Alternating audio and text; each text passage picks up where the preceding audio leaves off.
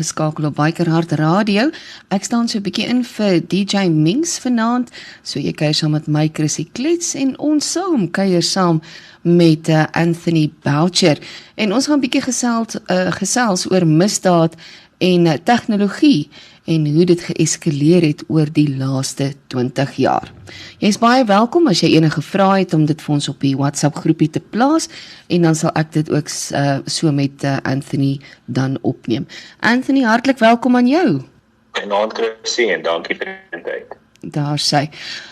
Ek dink ons moet dalk afskop met die tegnologie, hoe dit gevorder het. Dit is ongelooflik hoe tegnologie in die laaste 5 jaar gevorder het, never mind 20 jaar. En die feit dat die skelms eintlik maar eerste leer hoe om die nuwe tegnologie te gebruik, nee. Ja nee, natuurlik.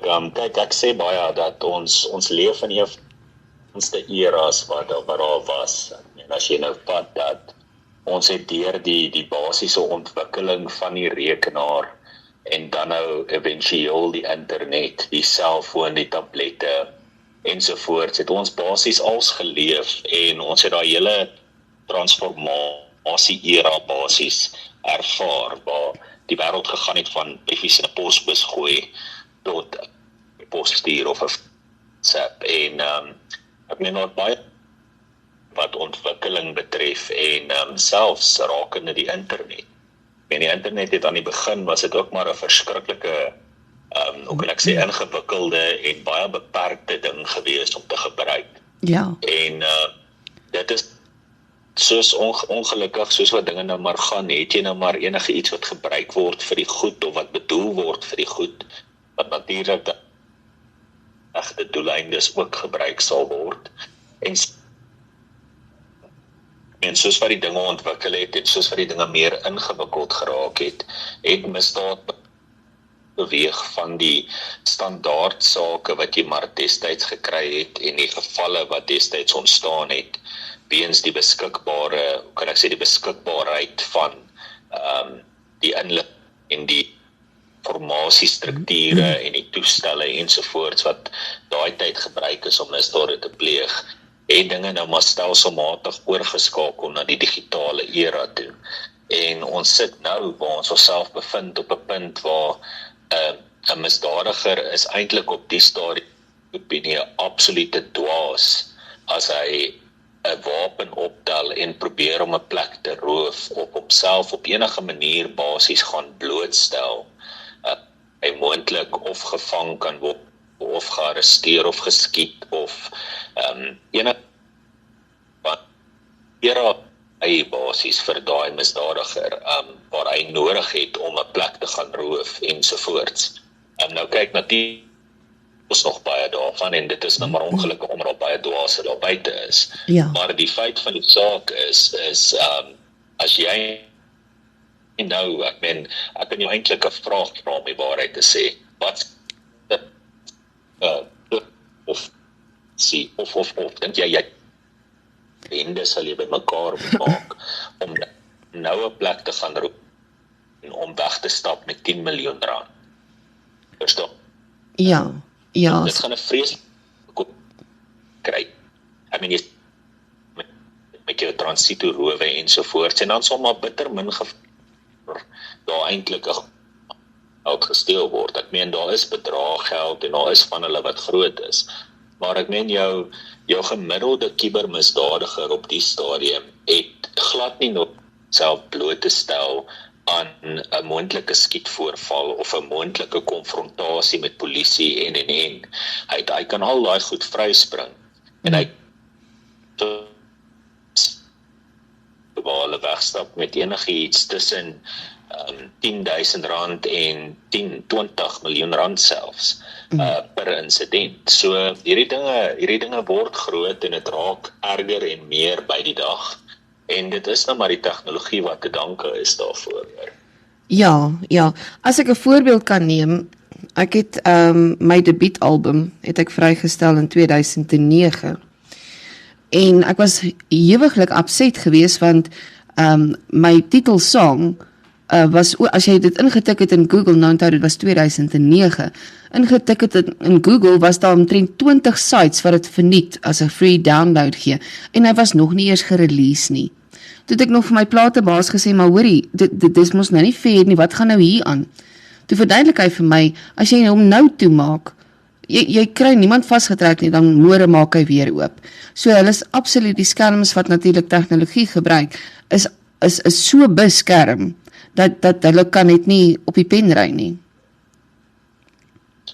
Ja, kyk, die ding wat, en jy weet, ek begin deur te sê, 'n ou noem nou maar altyd rowe of groot cybervoorvalle ensovoorts, en mense vergeet soms dat daar 'n ander kant aan misdaad ook is, en dit is nou maar by die aflaai van kopiereg inligting.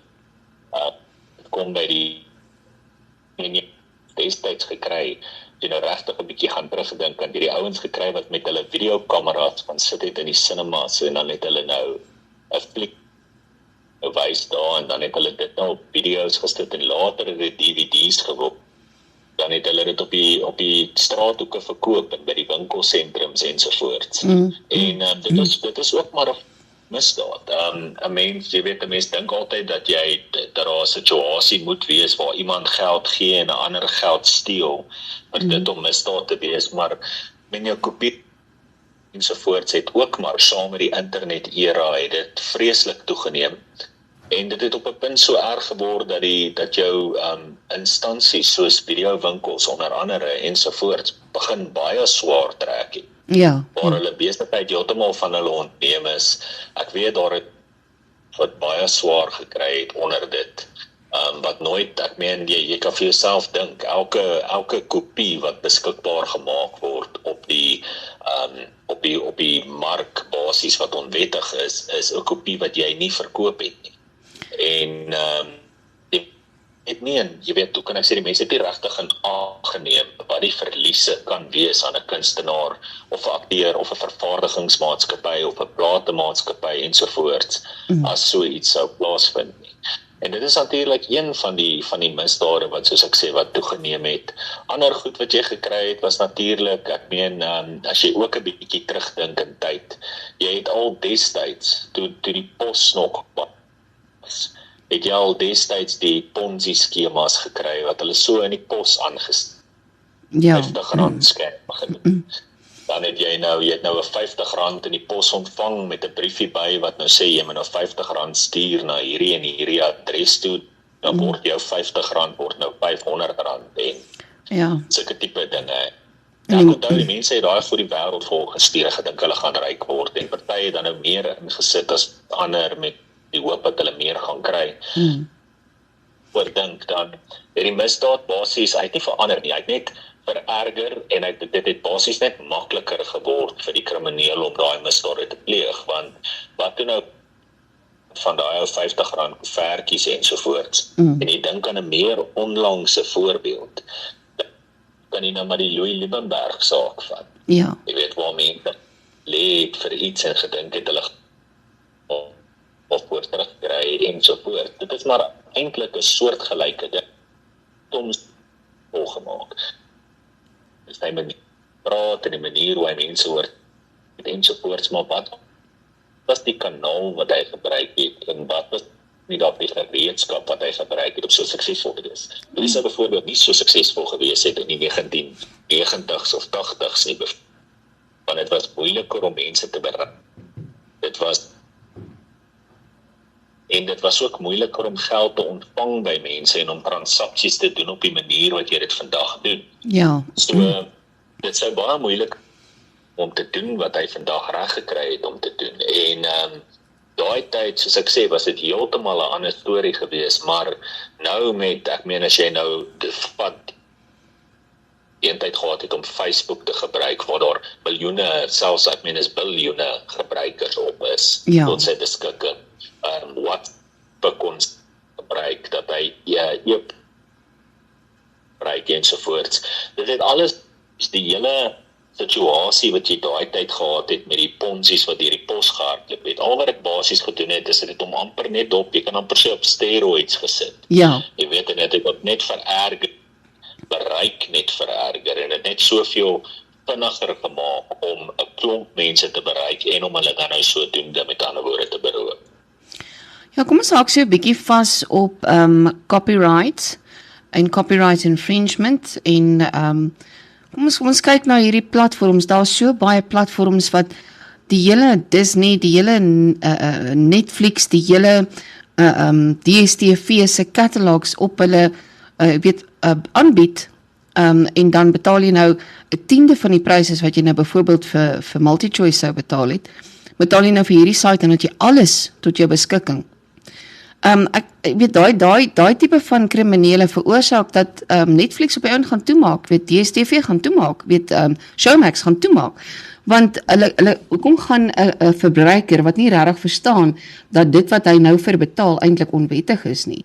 Hoekom gaan hy nou 10 keer meer betaal vir Showmax as hy dit kan gaan kyk op hierdie illegal, wat hulle nie bewus is natuurlik nie, maar illegal sites wat jy betaal 'n fooitjie, 'n subskripsiefooi en dan is dit eintlik almal 'n klomp kriminele wat natuurlik copyright infringement gepleeg het daar.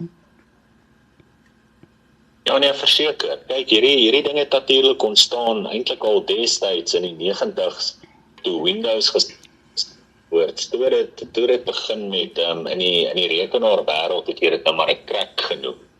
Mense het vir programme. So jy sou basies dan nou 'n crack kon kry vir Windows of vir Office of baie rekenaarprogramme wat met ander woorde waaronder Adobe een was. En hulle het eintlik genoem op 'n stadium dat hulle het letterlik miljarde rande verloor weens cracks wat verkoop was op onwettige webtuistes ensovoorts. Ja. En wat het nou basies gedoen het, dit het presies gedoen wat jy sê. Dit laat jou toe om 'n program te gebruik of inligting te bekom wat jy vir die algemeen voor behoort te betaal. Nou, die groot probleem met hierdie soort van goed was nou maar wetstoepassing rondom die hele situasie. Ek meen van kopiereg, infringement, soos hulle sê in Engels. So, dit het mense toegelaat om natuurlik vir 'n baie lang tyd baie vry rond te beweeg rondom hierdie begin met Anthony, ek gaan vir jou net daar stop. Anthony, ek gaan vir jou net daar stop want ons hoor net so elke derde woord. So ek gaan net 'n liedjie speel en dan gaan ek jou aflei en dan gaan ek jou net weer terugskakel. Hopelik gaan die sein dan beter wees. Daar die lelike onderbreking, maar ja, die syne is maar 'n probleem. Ons het natuurlik weer vir Anthony teruggeskakel en jy kan natuurlik saam met my Chrissy Klets en ons gesels met Anthony Boucher gaande misdaad, tegnologie en hoe dit geeskaleer het. Ekskuus Anthony, jy was nog besig om te antwoord op ons het gepraat oor kopiereg infringement en die mense wat dit natuurlik gebruik en daardeur eintlik diefstal pleeg en dat winkels so seker dat hulle naam toemaak. Jy was nog op daardie punt gewees. Ja, dis reg, Chrissy. So, kyk, soos ek gesê het, dit destyds het dit maar begin met jou rekenaarprogramme, met jou kassette, later oorgeskakel na CD's toe wat mense gekopieer het en verkoop het. Dit het die DVD-mark het natuurlik ontplof met die onwettige DVD's wat versprei is ensovoorts. En later het dit nou oorgeskakel na, soos wat jy gesê het, die webtuistes wat nou met ander woorde enige iets van 'n fliek na seisoenprogramme, dramas ensovoorts bekend of ja, nie bekend nie, maar beskikbaar gestel het om af te laai teen 'n goedkoper prys of gratis natuurlik. En wat daardie webtuistes dan nou basies gedoen het, is hulle het dan nou staat gemaak op jou advertensiemarkte ensovoorts, jou hulle noem dit klik pay-per-click advertising en. So dit is nou waarvoor of die rede waarvoor ten minste waarvoor hulle nou inligting op hulle sites beskikbaar gemaak het vir mense om af te laai gratis waarvoor die elders sal betaal. En dan het jy nou natuurlik jou dienste ook wat met ander woorde gefokus is spesifiek daarop om instansies soos MultiChoice, DStv, jou Netflix, selfs jou Showmax programme ensovoorts, teen of 'n baie goedkoper prys beskikbaar te stel, of natuurlik ook dan nou party doen dit gratis, waarop staat maak op besoekers op die site, om met ander woorde hulle pay-per-click advertising inkomste te genereer. En daardie sites maak 'n klomp geld en hulle het natuurlik 'n klomp van hierdie produkte, programme, musiek, enige iets van daai aard wat hulle sal verkoop daarop en beskikbaar stel aan die publiek. En ongelukkig dra die publiek by tot hierdie ding. Kyk, almal wil 'n paar rand spaar. Mense het oor die algemeen nog nooit regtig die hele kopiereg situasie baie ernstig opgeneem nie. Ek meen jy het dit gesien in, soos hulle sê in Engels, in all walks of life. Dit was maar oral 'n geval gewees waar iemand sou vra, ag, kan jy nie vir my hierdie aflaai nie, of kan jy dit nie eers goedkoper kry nie, of ek sukkel met hierdie program en ek moet nou R7,000 betaal vir die jaar, kan jy my nie help om hom goedkoper op vir nie selfs eers te kry nie. En dan het mense nou maar die manier gehad om te gaan soek vir 'n ding, en ongelukkig het dit die hele situasie befonds, en enige iets wat befonds word groter en sterker en meer. Ja. En jy het situasies gehad waar daar wel van hierdie webtuistes afgehaal was, waar daar wel opgetree was teenoor die partye. Maar soos wat jy ook in die begin gesê het, jy weet, jy haal een af en dan spring 3 in sy plek op. En is omdat dit ook deesdae so maklik geword het om 'n webtuiste op te sit en om dood eenvoudig net weer aan te gaan waar jy gestop het. Dis ook makliker om oor die internet weg te steek as wat dit destyds sou wees toe jy op 'n straathoek moet gaan staan het om dit te verkoop. En dit het natuurlik alles bygedra tot die vermeerdering van die probleem. En dit is eintlik, om die waarheid te sê, tragies dat hierdie soort van misdrywe oor die algemeen basies maar gelos was vir siviele sake om dit op te los. Jy weet, waar die instansies op die einde van die dag self die ondersoekwerk moes doen, self die persone identifiseer en dan siviele aksie teen hulle moes instel, waar dit eintlik kriminele aksies is wat behoort, hoe kan ek sê, wat die voortou moes geneem het en wat basies moes veroorsaak dat hierdie mense uit besigheid gesit word. Ja. So dit het natuurlik, enige siviele aksie kos 'n klomp geld, so dit het natuurlik baie instansies gekeer om voort te gaan met aksies. So die kriminele weggekom daarmee. Ja, hulle het weggekom. Hulle weggekom het, soos ek sê, het hulle meer bravado gekry, hulle het gegroei, hulle het sterker geword, meer finansies hulle agter hulle gehad het, meer sites kon hulle opsit. En dit het gelei na 'n situasie waar, soos jy gesê het, dat jy weet, jy het nog nie eers iets vrygestel nie, dan is daar alreeds hoeveel kopieë beskikbaar, wat of gratis afgelaai kan word, of iemand verkoop dit sommer. En dan moet jy nou wonder, ek meen, waar lê die inkomste vir jou daarin?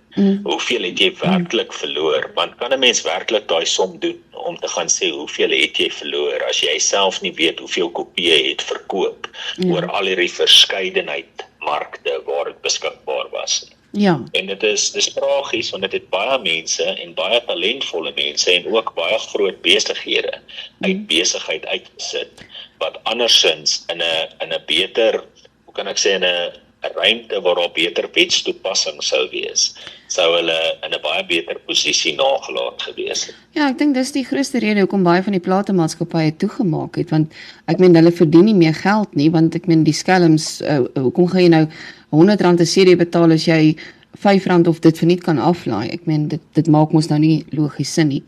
Maar Anthony, ek wil by jou uitvind, wat is die toekoms met hierdie? Gaan dit aanhou eskaleer of het ons wetstoepassers planne om hierdie mense actually vas te trek? Jy sien, die groot probleem wat hierdie soort van ding aanbetref is, dit is nie noodwendig het hulle die vermoë om hulle vas te trek nie, maar is meer, het hulle die mannekrag om dit te doen? En in die tweede plek is, gee hulle genoeg aandag daaraan, of sien hulle genoeg erns in die probleem om iets daaraan te doen? En dit is ongelukkig waar ons onsself nou bevind in die wêreld. Wanneer dit kom by jou kubermisdade en wanneer dit nou veral kom by misdaad oor die algemeen, wat amper deesdae altyd 'n vorm van tegnologie insluit. Ek meen jy kan vir my 'n misdaad noem en ek sal vir jou 'n vorm van tegnologie wys wat daarbey ingesluit word. Het sy dit nou is by die uitvoering van die misdaad, die beplanning van die misdaad of die voorkoming en die ondersoek van die misdaad. Daar's altyd 'n vorm van tegnologie betrokke by die situasie. En ongelukkig, ek meen jou kibereenhede so goed soos wat hulle dalk mag wees en soveel hulp soos wat hulle dalk van private instansies sal ontvang en sal uitvoer en sal gebruik oor die algemeen, sit jy ook maar nog steeds met 'n beperkte aantal eenhede wat regtig spesialiseer in sekere sake en dan is hulle almal oorval. Ek meen as ek vir jou moet sê hoeveel bankmisdade en ernstige misdade daar uitgevoer word waar daar miljoene rande betrokke is eerder as oor 'n lang tydperk, dan sal jy werklik skrik. En as jy moet kyk na die rye mense wat staan waar daar bankbedrog gepleeg is op hulle name of selfs een of ander vorm van crypto misdade wat gepleeg is en dan kan jy verstaan hoekom daar 'n bietjie minder ag geslaan word op ander misdade wat die eenhede, alhoewel ons elke misdaad as ernstig sien, maar wat sekere eenhede oor die wêreld dalk nie as so ernstig of so dringend sien nie. En dan word daar situasies nou oorgelos, soos ek sê, vir siviele sake, waar die mense nou maar self amper die misdadiger moet identifiseer, siviel moet aanvat en hom so moet probeer stop. Probleem is dan kos dit jou ook nou nog 'n klomp geld, soos ek sê, en dit dra by tot die probleem. So op die einde van die dag, waartoe ons op pad is wat dit aanbetref, is natuurlik, ek meen, nie 'n prentjie wat almal graag geskets wil hê. Jy sit met vreeslik baie misdade wat toeneem, veral in die kiberruimte, en dit is omdat dit so maklik geword het om die misdade te pleeg. Onthou, kyk, destyds, as jy nou dink aan jare terug, dan het jy sou nou 'n ou gekry het wat hulle nou sou noem 'n pickpocket. Ja. Wat nou sou rondloop in 'n winkelsentrum en hy sou nou dalk 'n beursie uit 'n sak uitvat of hy sou 'n horlosie vat of wel destyds kon jy nie sommer 'n selfoon steel nie want die ding was te groot om te steel, maar jy sou die ouens gekry het wat in regtig besige ruimtes rondgehang het en hy sou hoe kan ek sê, hulle was opportunisties geweest. Hy sou gewag het vir 'n geleentheid om homself voor te lê en hy sou dan op daai kan ek sê nou basies ingetree gedoen het wat hy wou doen. Die ding nou is met die tegnologiese ontwikkeling, met die internet en dan natuurlik met outomatisering van alles, van stelsels en banke en soveel verskillende instansies wat probeer om jou lewe vir jou gemakliker te maak met tegnologie. En dit is natuurlik die geboorte gegee aan databasisse. Nou, al hierdie dinge, 'n bank, 'n versekeringsmaatskappy, ek meen selfs jou wetstoepassingseenhede, jou munisipaliteite, alles werk op databasisse. Ja. En databasisse is wat basies wat jy nou maar kan sê, die besige voete van 'n winkelsentrum vervang het vir die So nou nodig om te gaan rondloop in 'n winkelsentrum tussen die mense en probeer doen wat hy kan doen. Nou sit hy in sy huis honderde kilometer weg agter sy rekenaarskerm. Ja. En hy gaan krap in 'n databasis rond waar daar ook honderde of duisende of miljoene mense selfs rond beweeg op 'n daaglikse basis. En dit is nou waar jy wat geboorte gegee het aan jou Facebook marketplace scams byvoorbeeld en jou crypto scams en selfs jou bankbedrog en jou voertuigdiefstal. Jy sal nie glo hoeveel of hoe kan ek sê, hoeveel tegnologie is betrokke by die diefstal van voertuie deesdae nie. Ja. Ek meen, min mense weet dit werklik, maar jou kriminele deesdae moniteer en jy kan maar amper sê surveil die mense. Ek dink amper is soos tracker. Jy betaal nou tracker sodat jy jou voertuig kan terug. Ja. Ja, hulle elektronies dop. Hulle kyk deur die kamerastelsels ensovoorts waar daai voertuig gereeld beweeg, watse roetes hy gereeld ry. Hulle maak kontakte of kry vir hulle kontakte by die organisasies wat die voertuie fisies moniteer en dophou. Hulle doen wat hulle kan doen om digitaal van so ver as moontlik af daardie voertuig se roetes ensovoorts in die hande te kry. En die oomblik as hulle dit het en hulle het geïdentifiseer wat hulle wil hê, dan tree hulle in en hulle vat wat hulle wil hê. En die probleem met dit is natuurlik weer eens, soos ek sê, databasisse. Nou, jy kan nie sonder databasisse leef nie. Jy kan amper vir my enige iets noem deesdae wat op 'n rekenaar of 'n selfoon gebeur, of selfs, soos ek sê, jou banke, jou hospitale, jou versekeringsmaatskappye, enige iets wat jy van dag tot dag gebruik, hardloop op 'n vorm van 'n databasis wat in die agtergrond werk. Ja, jou discountkaartjie by die OK ook. Ek meen, jy scan hom daar want jy kry 'n discount, minta met hulle al jou inligting. Presies, daai inligting lê daar en daai inligting lê op 'n stelsel en daai stelsel hardloop op 'n database en dan kan jy maar weet op een of ander stadium sal daar 'n krimineel wees wat een stap voor is, wat vir homself dink hy kan hierdie database op 'n manier manipuleer, het sy dit nou is of om inligting te bekom oor mense, of het sy dit nou is om mense op 'n manier jy kan amper sê te kill deur die inligting wat hy het van hulle, of dit kan wees dat hy inligting vat en dit, soos het hulle sê, ransom hou. En daar's soveel verskillende maniere hoe hulle deesdae misdade pleeg. Ja. En jy kyk nou maar na soos banke aanval. Ek meen, ek het 'n paar mense nou al gehad wat vir my gevra het, hoorie maar, hoekom sou hulle 'n bank aanval en net die mense se inligting steel? Ek meen, as jy in die bank is, dan steel jy mos die geld. Ja. En wat hulle nie verstaan nie is, kyk, dit hardloop op verskillende databasisse. So op die een waar die inligting is, dit hardloop op 'n heel ander stelsel as die een waar die geld lê. En dis baie moeilik om geld digitaal te steel sonder om 'n spoor te los en sonder om sonder om baie ernstige optrede wakker te maak. Nou wanneer dit 'n geval is waar jy inligting steel, dan sê jy nou ja, maar is net mense se ID-nommers of bankrekeningnommers en daai klas van ding, wat kan jy nou werklik daarmee doen? Die feit van die saak is daai inligting gee vir die krimineel basies die gereedskap wat nodig is om die ou tannie te bel en vir haar te sê, tannie, daar het nou net iets op jou rekening gebeur, jou rekeningnommer is mos so en so en so. Dan vertrou jy. En jou ID-nommer is mos so en so, en dadelik glo sy en vertrou as hy vir haar sê hy is van die bank af dat hy is, want waar anders sou hy daai inligting kry? Ja. En dit is dan in daai posisie waar die tannie dan nou met ander woorde oorgee, doen wat die bank vir haar sê, want hulle skep natuurlik een of ander vorm van 'n krisis, hierdie kriminele, en hulle maak dan nou altyd of hulle van die bank af is en baie graag wil help en gou die geld wil beveilig. En dan sit jy in 'n posisie waar die geld nou met ander woorde gesteel word. En dit is vir daai rede dat databasisse basies aangeval word op 'n daaglikse basis, en weer eens, tegnologie het bygedra tot dit, maar dit is nie te sê dat tegnologie 'n slegte ding is oor die algemeen. Die probleem is dat daar mense is daar buite wat slegte intensies het.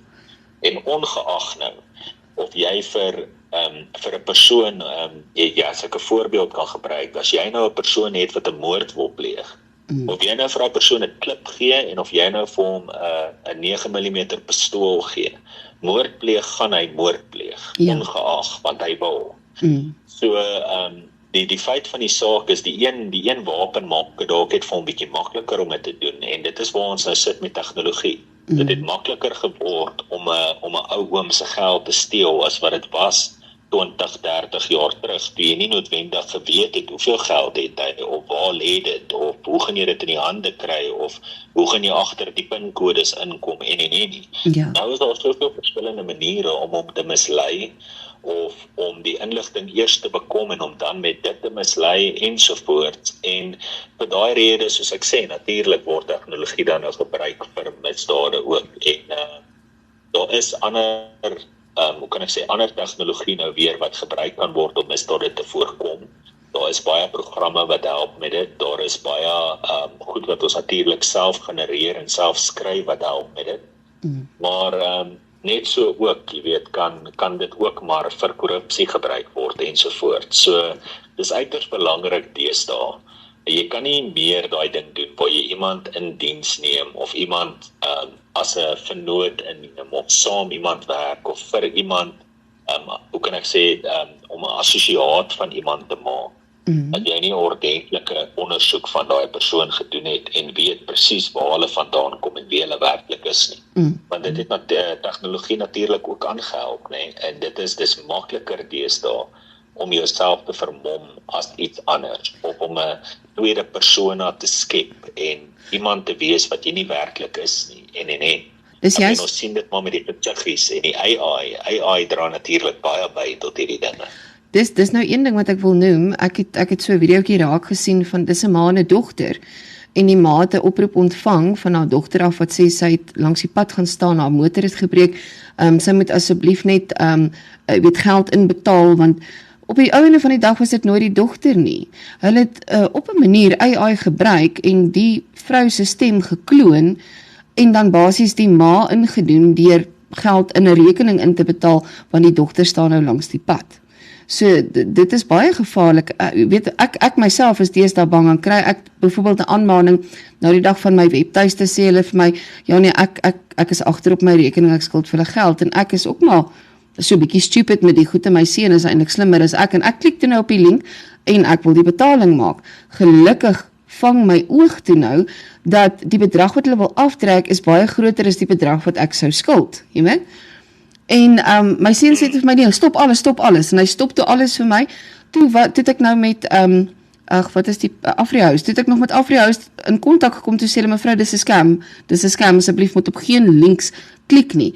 Maar nou kry jy 'n legit e-pos wat sê hoorie, jy vergeet want jy betaal dit 1 keer 'n jaar. So jy vergeet daarvan en dan stuur hulle nou vir jou 'n e-pos en dan sny hulle dan jou goed af want jy glo alles is nou 'n scam. Ek is op hierdie stadium is ek nou so sinies. Enige ding wat ek kry is ek klik nie op 'n link nie. Ek is te bang. Hoe gaan hierdie besighede selfs kom ons vat oproepe telemarketing. Kyk 'n mens kry duisende oproepe so in 'n maand met hierdie telemarketers, nê? Nee? En wat ons doen is met Truecaller dan blok jy mos nou daai nommer. Nee? En nou wil jou actual cellphone company jou skakel, maar hy is nou geflag, so obviously word hy nou natuurlik geblok. Die mense gaan nou nie meer kan besigheid doen nie, die legit besighede gaan nie kan besigheid doen nie, want die mense raak so sinies, want hulle voel alles is 'n scam. Ja nee, verseker. En kyk, dit is hoekom ons probeer wat ons kan doen om die mense in te lig daar buite van wat aan die gang is. En die grootste fout wat jy kan maak is om jou rug te draai op tegnologie of op die internet of op AI. Jy kan nie dit doen nie. Jy kan dit glad nie ignoreer nie. Jy kan ook nie, hoe kan ek sê, maak of dit nie bestaan nie, of probeer om jou lewe sonder dit te leef nie. Dit is amper 'n groter fout as om hoe kan ek sê, om glad nie versigtig te wees. Ja. Daar's 'n baie groot verskil tussen paranoia en soos wat Michael altyd sê, to be positively paranoid.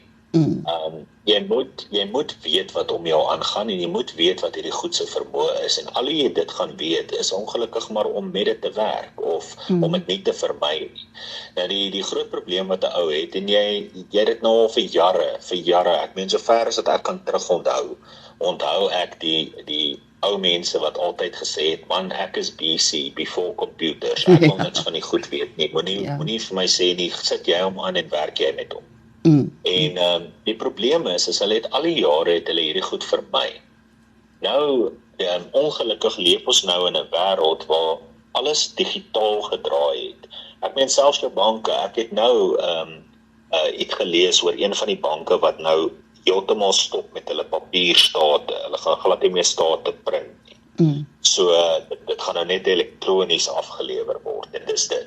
Ja. Nou, die ding is jy kan nie meer, jy leef nie meer in die 1970s waar jy kan sê, hoorie, maar jy weet, ek het nie 'n rekenaar nodig nie. Ek het nie nodig om te verstaan hoe dit werk nie en ek het nie selfone en daai goed nodig nie, want deesdae as jy nie 'n selfoon het nie, is jy amper gestrand.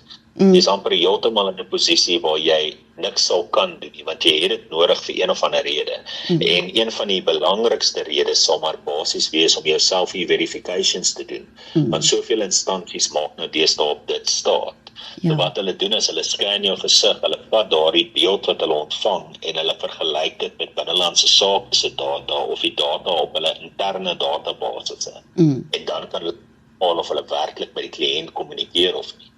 So, jy kan nie sonder dit gaan nie, en vir daai rede sê ons vir die mense, moenie dit vermy nie, maar wees positively paranoid oor enigiets wat jy kry daar buite. Met ander woorde, jy moet leer hoe om met dit te werk, maar jy moet ook leer hoe om die gevaartekens raak te sien, waarvoor om te kyk, en om nie in 'n situasie te sit waar jy sommer net enige iets ignoreer of blok nie, maar dat jy nader aan die onderskeid sal kan tref tussen is hierdie moontlike scam of is dit nie.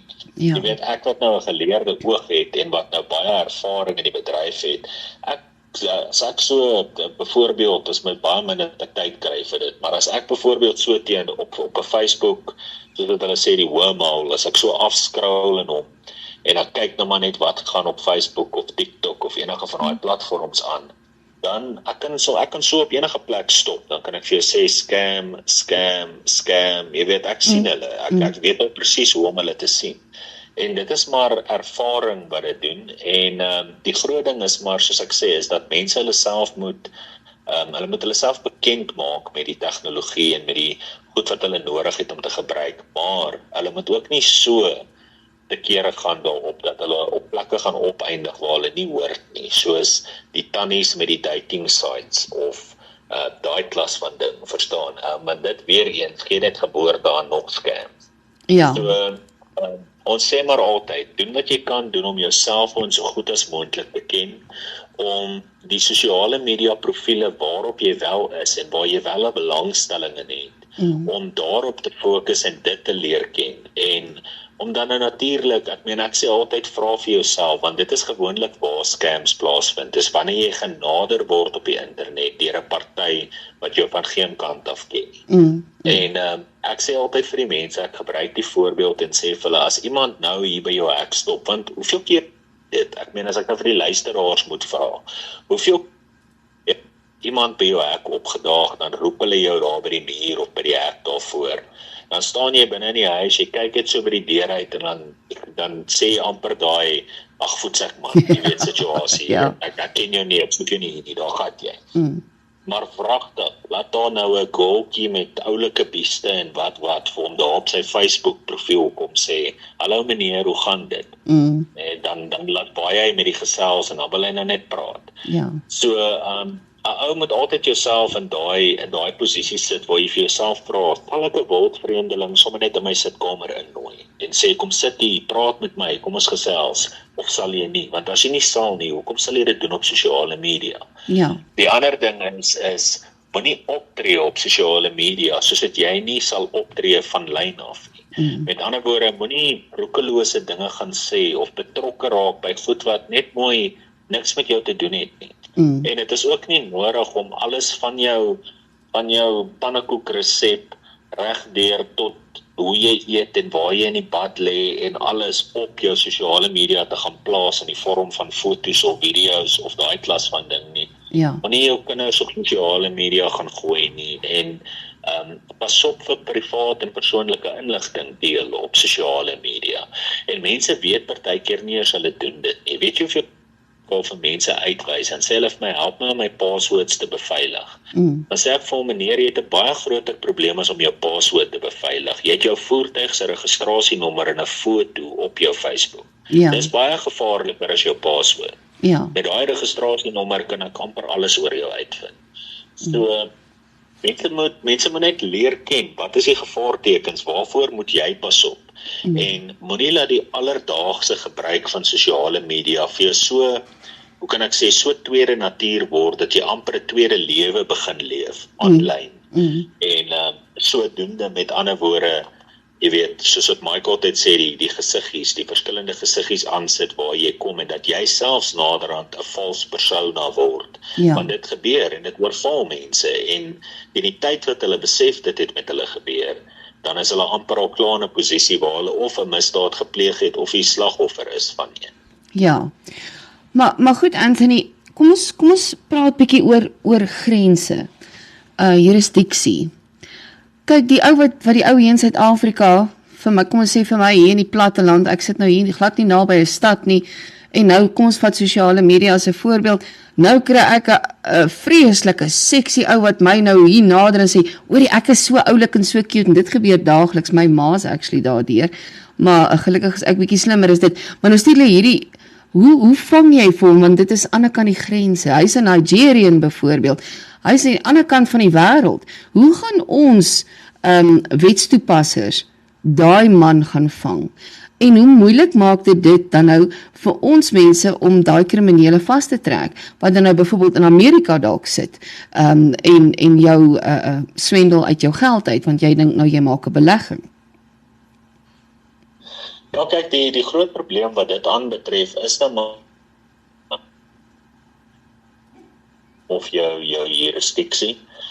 Jy sit met daai probleem dat, ek meen as 'n ding internasionaal gebeur het, is dit natuurlik baie meer gekompliseerd.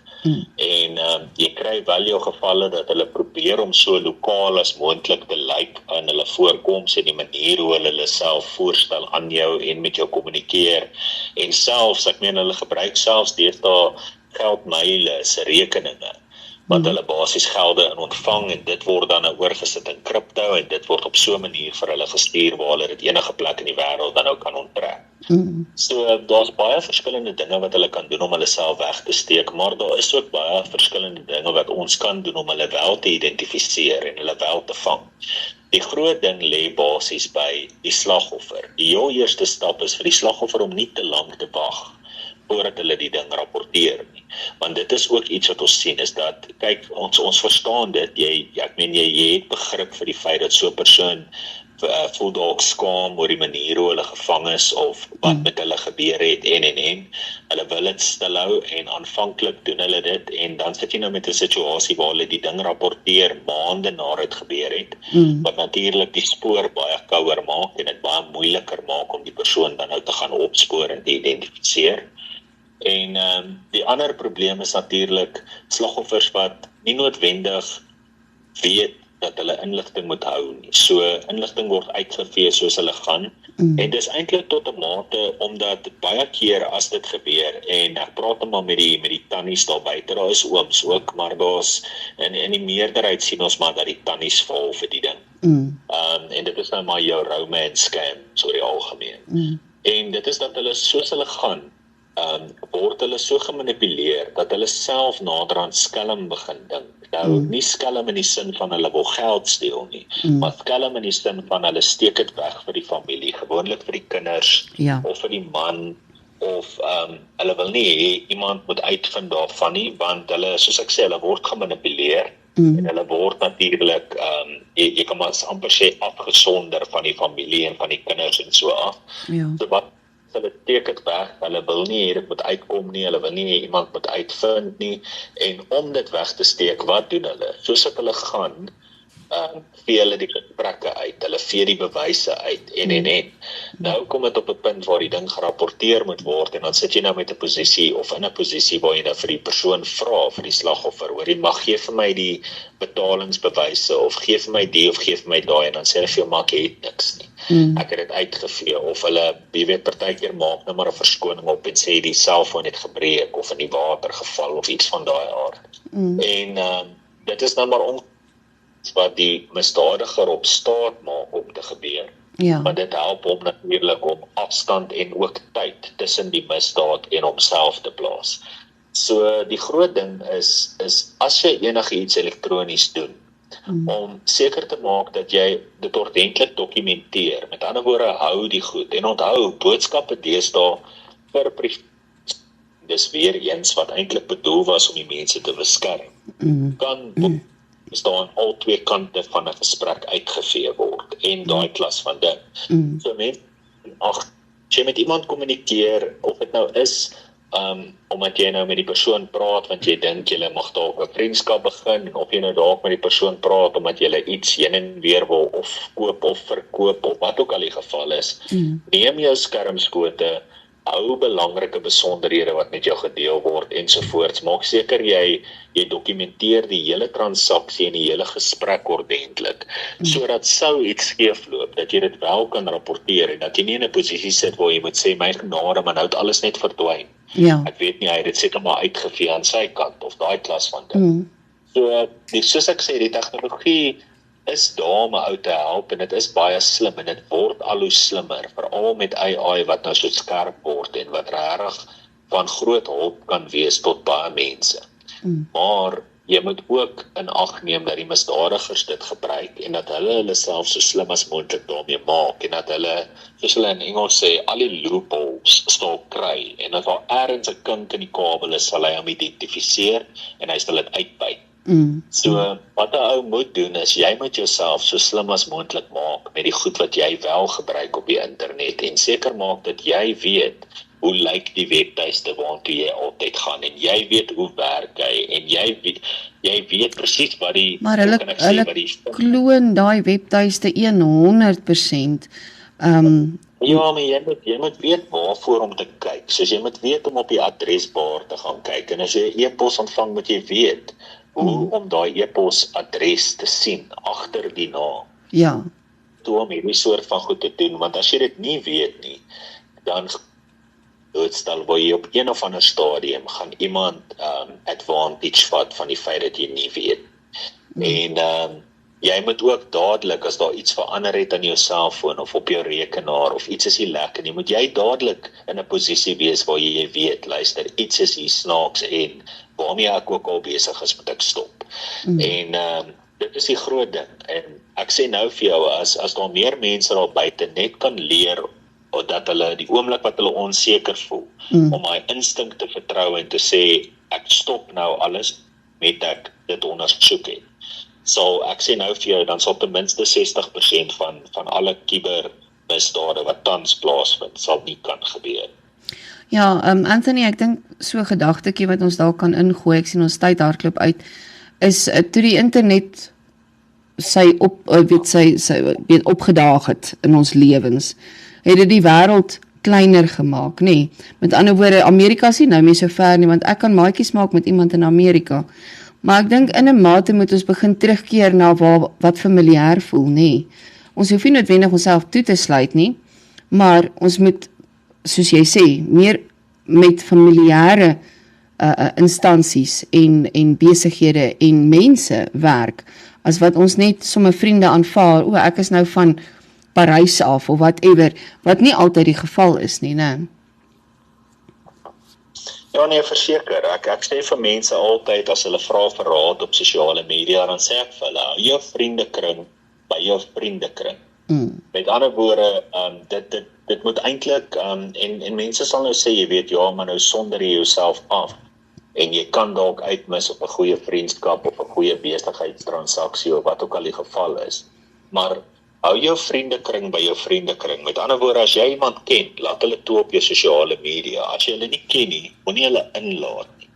En as jy in 'n posisie is waar jy nou iemand wel aanlyn ontmoet, doen ondersoeke ensovoorts voordat jy betrokke raak by die persoon op 'n dieper vlak. Het sy dit nou is finansiëel of emosioneel of wat ook al die geval dan nou is. Doen jou ondersoeke voor die tyd. Ja. Dit is altyd baie goedkoper en ook baie makliker om 'n voorkomende ondersoek te doen, as wat dit is om 'n ondersoek te doen nadat iets plaasgevind het. Ja. So, dit is baie belangrik vir mense om by daai beginsel te hou. Met ander woorde, as ek jou ken, is jy op my sosiale media, want dit help nou nie, jy gaan stel jou, vat nou maar Facebook as voorbeeld. Help nie, jy gaan stel jou Facebook, dat vriende jou plasings kan sien. Maar elke derde friend request wat jy ontvang, aanvaar jy dood eenvoudig net, want dit lyk nou soos 'n naam wat nie kan skade dra nie. Ja. Want ek meen, jy moet onthou, ons leef in die era waar enige iemand hulle self kan voordoen as enige iets. Ja. Ek kan môre mooi blond wees as ek wil, jy weet, 'n bombshell, of ek kan Tom Cruise wees as ek regtig wil. Ek meen, dit gaan my nie vreeslik baie tyd vat om vir my 'n profiel op te stel met daai naam en daai gesig. En as ek werklik wil, gebruik ek 'n bietjie AI en ek klink selfs soos hy as jy met my praat oor die foon. Ja. So, ou moet versigtig wees vir daai klas van ding. En mense moenie so gullible wees nie. Ek soek na die Afrikaanse woord vir dit, maar moenie hulle self so, jy weet, so maklik blootstel aan 'n vinnige winskoopie of 'n geselsie wat nou lyk of hy nou in 'n rigting gaan wat ek van hou of wat ook al die geval is nie. Ja. Dink positively paranoid en wees krities oor die dinge wat jy benader op die internet. Ja, daar's nou vir my 'n nuwe woord daar, positively paranoid. Op hierdie stadium is ek net paranoid. Anthony, ek sê vir jou baie dankie. Ek wil nou nie infringe, aangesien ons nou so lekker Engels praat, op die volgende DJ wat natuurlik saam met ons kuier hier op Bikerhart. Ek sê ook baie dankie vir almal se saamgesels. Ek sien ons het eintlik nie regtig vrae gehad nie. Dit was nou maar meer statements en grappies wat daar geplaas is. Maar ja, ons gaan natuurlik nou van 8:00 af, dan kuier julle lekker saam met DJ Jakes en hy gaan vir julle lekker vermaak. Anthony, ek sê vir jou baie dankie vir die vreeslike waardevolle inligting wat jy met ons deel en dit is vir ons 'n groot voorreg dat jy ons luisteraars kan help op die regte pad wanneer dit by kriminele en kubersekuriteit en cybercrime, kom. Baie dankie dat jy dit met ons gedeel het. Ja nee, baie dankie vir die gesels, dankie vir die geleentheid en mag God julle almal ryklik seën. Dankie Anthony, ons gesels weer. Soet wees, groete by die huis. Totsiens.